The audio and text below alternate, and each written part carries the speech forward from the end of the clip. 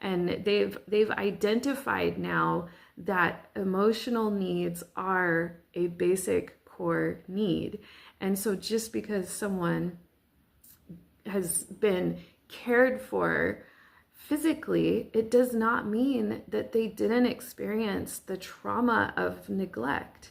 And I think probably a lot of us did. And I know even my own kids, that some of the things just watched a video a little while ago of, it was about the ignored child or something like that, about, kids whose emotional needs were not met, and just what that does to a person, the effects that it has. And I was seeing, as I was watching it, I was especially seeing that in my own, especially my two oldest kids. And I've seen it before, and I've kind of known it, and it's something that I'm continually working on, trying to be a different parent than what I used to be.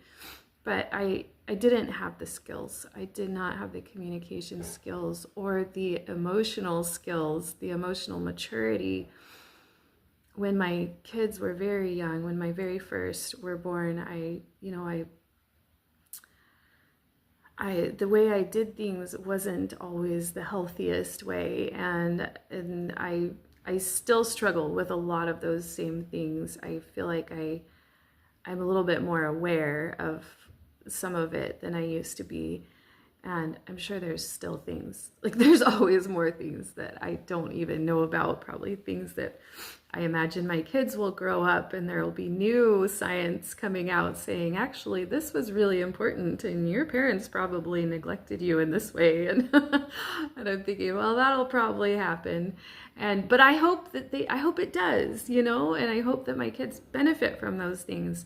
And I love this, I've been that parenting the inner child thing, it's been really helpful for me in a lot of ways. And I mean, sometimes when I hear there's certain little things, like when I was watching that video, and there's some of it that I don't really feel it a whole lot when I'm watching it. And then there was this one part where they said some specific phrases, and I almost started crying, and I just realized that must be because that's me. Like, that's my experience as a kid. And I just realizing that, and realizing I also probably repeated that with my own kids, and working on what do I do to change that? How do I help my own kids to be able to